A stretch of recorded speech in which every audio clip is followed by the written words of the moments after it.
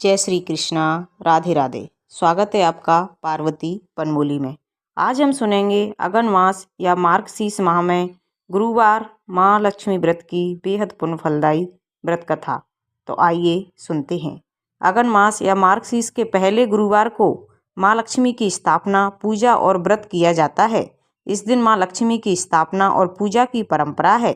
मान्यता है कि तुलसी माता और लक्ष्मी माता की पूजा पूरे अगन माह में या फिर इस माह के पहले गुरुवार को एक साथ करने और अन्नदान करने से माता लक्ष्मी खुश होती हैं और उनके आगमन के बाद उनका स्थायित्व बना रहता है। अगन के इस बृहस्पतिवार को लक्ष्मी जी की पूजा होती है। कहा जाता है कि अगन मास के बृहस्पतिवार को अगर सुहागन ने बुधवार की रात घर की सफाई करने के बाद निष्ठा से लक्ष्मी जी की उपासना करें तो वो प्रसन्न होकर तो उपासक के घर पर स्थायी रूप से निवास करती हैं। अगन मास में बृहस्पतिवार को लक्ष्मी जी की व्रत पूजा से सुख संपत्ति और ऐश्वर्य प्राप्त होता है, साथ ही मन की इच्छा पूरी होती है। इस दिन विधि विधान से माँ लक्ष्मी की स्थापना कर पूजा अर्चना की जाती है और घर के द्वार पर दीपों से रोशनी की जाती है। इस दिन महिलाएं व्रत रखकर सुबह ही पूजा कर लेती हैं तथा दोपहर में अगन बृहस्पतिवार की कहानी सुनी जाती है। इस दिन घर के मुख्य द्वार से लेकर आंगन और पूजा स्थल तक चावल आटे के घोल से आकर्षक अल्पनाएं बनाई जाती हैं। इन अल्पनाओं में माँ लक्ष्मी के पांव विशेष रूप से बनाए जाते हैं। इसके बाद गुरुवार सुबह ब्रह्म मुहूर्त में ही माँ लक्ष्मी की भक्ति भाव के साथ पूजा अर्चना करें। इसके बाद उन्हें विशेष प्रकार के पकवानों का भोग लगाएं। अगन महीने के पहले गुरुवार को गुरुवारी पूजा में माँ लक्ष्मी को प्रत्येक गुरुवार को अलग अलग पकवानों का भोग लगाने से उनका आशीर्वाद प्राप्त होता है। उसके पश्चात शाम होते ही माँ लक्ष्मी के सिंहासन को आम, आंवला और धान की बालियों से सजाएं और कलश की स्थापना कर माँ लक्ष्मी की पूजा करें।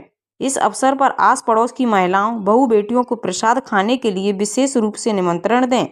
इस प्रकार अगन मास के या मार्गशीर्ष माह में हर घर में माँ लक्ष्मी की स्थापना कर विधि विधान से पूजा अर्चना करके माँ का आशीर्वाद प्राप्त किया जाता है। श्री माँ लक्ष्मी की व्रत कथा। अगन बृहस्पति व्रत कथा, गुरुवार की व्रत कथा। इसे श्रवण और पठन करने से दुख दरिद्रता दूर हो जाती है। लक्ष्मी माता की कृपा से सुख संपत्ति ऐश्वर्य प्राप्त होता है, मन की इच्छा पूरी होती है। आइए अब सुनते हैं अगन बृहस्पति व्रत कथा की विधि। यह व्रत पूजा करने से माता लक्ष्मी प्रसन्न होती हैं तथा सुख संपत्ति, शांति एवं धन संपदा प्रदान करती हैं। यह व्रत करने वाले स्त्री तथा पुरुष दोनों मन से स्वस्थ एवं आनंदमय हो जाते हैं। इस व्रत को किसी भी महीने से प्रथम गुरुवार से शुरू कर सकते हैं। लक्ष्मी की व्रत कथा को पढ़ें। लगातार 8 गुरुवार को व्रत पालन कर अंतिम गुरुवार को समापन करें। वैसे यह व्रत पूजा पूरे वर्ष भी कर सकते हैं। कहा जाता है पूरे वर्ष हर गुरुवार को माता लक्ष्मी की प्रतिमा या फोटो के सामने बैठकर व्रत कथा को पढ़ें। इससे विशेष कृपा प्राप्त होती है। शेष गुरुवार के दिन 8 सुहागनों या कुंवारी कन्याओं को आमंत्रित करें। उन्हें सम्मान के साथ पीढ़ा या आसन पर बैठाकर श्री माँ लक्ष्मी का स्वरूप समझकर हल्दी कुमकुम लगाएं। पूजा की समाप्ति पर फल प्रसाद वितरण करें तथा इस कथा की एक प्रति उन्हें देकर नमस्कार करें। केवल नारी ही नहीं अपितु पुरुष भी यह पूजा कर सकते हैं। वे सुहागन या कुमारिका को आमंत्रित करें, उन्हें हाथ में हल्दी कुमकुम प्रदान करें तथा व्रत कथा की एक प्रति देकर उन्हें प्रणाम करें। पुरुषों को भी इस व्रत कथा को पढ़ना चाहिए। जिस दिन व्रत उपवास करें, दूध फलाहार करें, खाली पेट न रहें। रात को भोजन से पहले देवी को भोग लगाएं एवं परिवार के साथ भोजन करें। पद्म पुराण में यह व्रत गृहस्थ जनों के लिए बताया गया है। इस पूजा को पति पत्नी मिलकर कर सकते हैं। अगर किसी कारणवश आप पूजा नहीं कर सकते तो किसी और से भी पूजा करवा सकते हैं, पर खुद उपवास अवश्य करें। इस गुरुवार को गिनती में न लें। अगर किसी दूसरी पूजा को उपवास गुरुवार को आए तो भी यह पूजा की जा सकती है। दिन रात में पूजा की जा सकती है। दिन में उपवास करें तथा रात में पूजा के बाद भोजन कर लें। इस व्रत कथा को सुनने के लिए अपने आस पड़ोस के लोगों को, रिश्तेदारों को तथा घर के लोगों को बुलाएं। व्रत कथा को पढ़ते समय शांति एवं एकाग्रता अवश्य रखें। आइए अब जानते हैं अगन बृहस्पति व्रत कथा, श्री माँ लक्ष्मी देवी की स्थापना, विसर्जन तथा पूजा विधि। इस पूजा को करने के लिए किसी ब्राह्मण पुरोहित की आवश्यकता नहीं होती। हर कोई अपनी भक्ति से पूजा कर सकते हैं। एक दिन पूर्व ही घर को गोबर से लीप लें या फिर गीले कपड़े से पोंछ लें। इसके बाद एक ऊंचे पीढ़े या चौकी या छोटे मेज पर बीच में थोड़े गेहूं या चावल रखकर एक साफ सुथरे तांबे या पीतल के लोटे को पानी से भरकर चावल या गेहूं पर रख दें।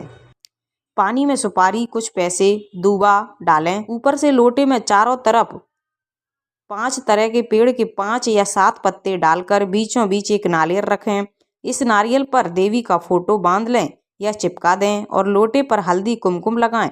साथ ही उस लोटे के गले से लोटे के हिसाब से लहंगा बांध दें और नारियल के ऊपर एक छोटी चुनरी भी चढ़ा दें। देवी की प्रतिमा या फोटो को पूर्व दिशा में मुख करके या उत्तर दिशा में मुख करके स्थापना करनी चाहिए। इस व्रत कथा की पुस्तकों में जो फोटो है उसे भी सामने रखकर पूजा प्रारंभ कर सकते हैं। इसके बाद आचमन करें। ओम केशवाय नमः, ओम नारायण नमः, ओम माधवाय नमः का मंत्र उच्चारण करें। इन तीनों मंत्रों को पढ़कर प्रत्येक मंत्र से एक एक आचमन, फिर ओम गोविंदाय नमः बोलते हुए हाथ धो लें। फिर देवी को फूलों से जल का छींटा देते हुए स्नान करवाएं और हल्दी कुमकुम लगाएं। पुष्प हार अर्पित करें, धूप दीप जलाएं। फिर उसके बाद भोग लगाकर माँ लक्ष्मी व्रत के महात्म का पाठ करें। शुरू में महालक्ष्मी नमन अष्टक का पाठ करें, फिर देवी को प्रणाम कर कथा का पाठ शुरू करें। कथा की समाप्ति पर देवी की आरती उतारें तथा फिर से प्रणाम करें।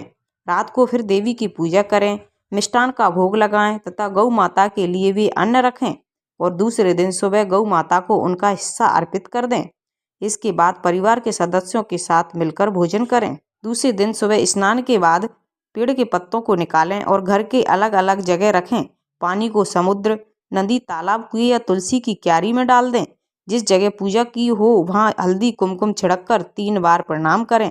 इसी प्रकार महीने के हर गुरुवार को करें। अगर मास के 4 गुरुवार हों तो चारों ओर, 5 हों तो पांचों को इसी प्रकार पूजन करें। पद्म पुराण में कहा गया है कि जो कोई भक्त हर वर्ष श्री माँ लक्ष्मी का यह व्रत करेगा उसे सुख, संपदा और धन प्राप्त होगा।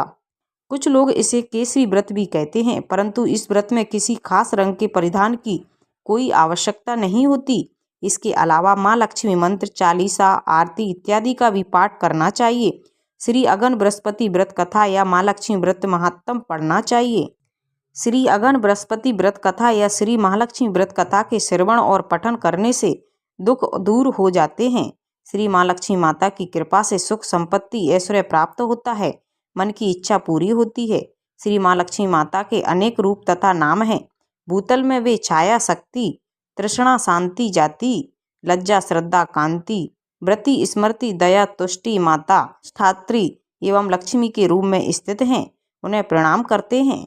कैलाश पर्वत पर माता पार्वती, क्षीर सागर में सिंधु कन्या, स्वर्गलोक में माँ लक्ष्मी, भूलोक में लक्ष्मी, ब्रह्मलोक में सावित्री, ग्वालों में राधिका, वृंदावन में राजेश्वरी, चंदन वन में चंद्रा, पक वन में गिरजा, पदम वन में पद्मा, मालती वन में मालती, कुंदन वन में कुददंती, केतवी वन में सुशीला, कदबंदन में कंदम माला, राजप्रसाद में राजलक्ष्मी और घर घर में गृह लक्ष्मी इन विभिन्न नामों से पहचानी और जानी जाती हैं।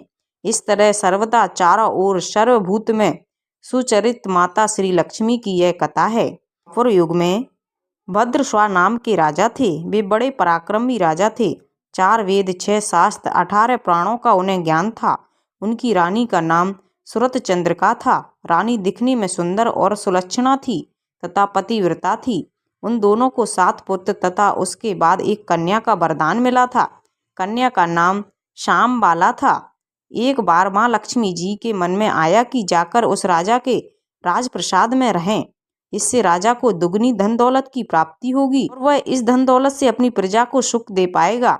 गरीब के घर अगर रहें और उसे धन दौलत प्राप्त हो तो वह स्वार्थी की तरह केवल अपने ऊपर ही खर्च करेगा। यह सोचकर श्री माँ लक्ष्मी जी ने बूढ़ी ब्राह्मणी का रूप धारण किया। हाथ में लाठी लेकर लाठी के सहारे रानी के द्वार तक पहुंची।